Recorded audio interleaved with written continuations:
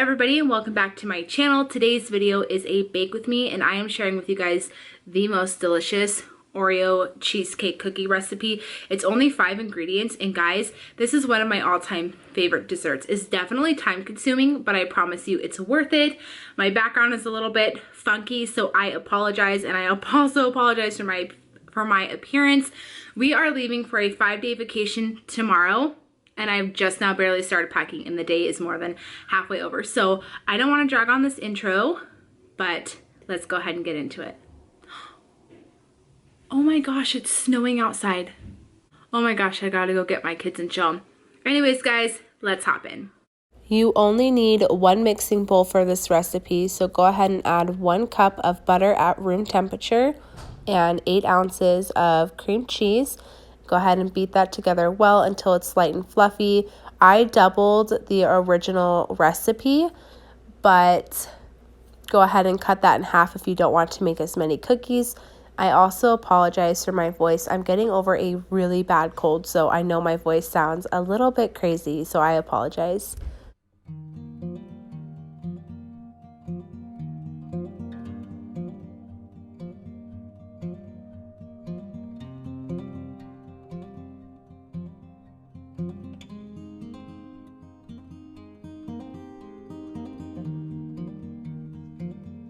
Then you are going to add 1.5 cups of sugar and beat that into the mixture. This recipe that I did here did make a lot of cookies, but they were so good and they stayed fresh for a couple of days, so it was definitely worth doubling the recipe. This also is a time-consuming recipe, but it is so worth it. It's not something I'm going to make like every week, but it's definitely getting incorporated into a somewhat regular routine. And after that, slowly add 2 cups and 4 tablespoons of flour into the mixture. Mix it in well. Don't over mix this, but just make sure that the flour is thoroughly incorporated into the batter. And since I doubled the recipe in the video, I will leave the original recipe that is cut in half down in the description box so you don't have to do so much math. But since we are a family of 5, I doubled the recipe because we were also going on a road trip, so I wanted to be able to take some with us and leave some extra cookies for the person who was house sitting. So that is why I made so much. But I will leave the original recipe down in the description box.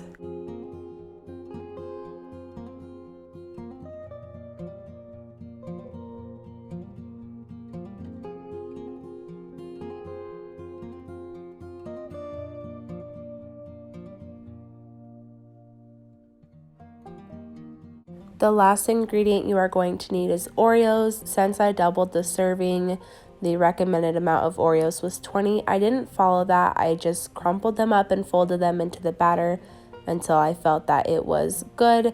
So you want to leave the Oreos in chunks. You don't want to smash them into smithereens. It can sometimes make the cookies taste a little bit gritty, and you won't be able to taste the Oreo and the other ingredients as well because they'll be so mixed together. So leave the chunks a little bit bigger is what I recommend. And once you are done adding the Oreos into the batter and folding it in there, you are going to cover this up and put it in the fridge for anywhere between 45 minutes to 2 hours.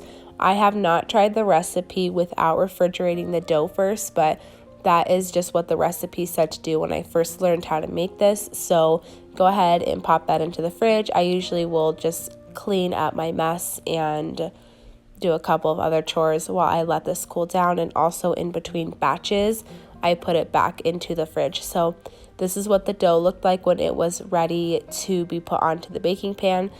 I didn't have any parchment paper, so I did just spray a little bit of non-stick cooking spray on there. And you want to fold these up into little balls. Now, these cookies don't grow and expand like a basic cookie. They pretty much stay in the form that you put them in. So after you roll them into little balls, go ahead and squish down the tops of them a little bit to flatten them out. Otherwise, they aren't going to cook all the way through. Now this batch, the cookies are a little bit thicker, so my second batch and all that sort of stuff, I flattened them out a little bit more so that they cooked a little more evenly. I popped those in at 350 for about 12 minutes or so. And also the cookies do not get brown on the edges, so you really have to watch them. They are very, very soft when you take them out. You have to let them cool for about 10 minutes on the baking sheet and then move them onto a plate or a cooling rack, otherwise they will fall apart. But this is what they look like. They are so incredibly delicious. This is one of my favorite desserts that I have ever made in my life. So that is it for this video. I hope you guys enjoyed, and I will see you guys in my future videos. Thank you guys so much for watching. Bye.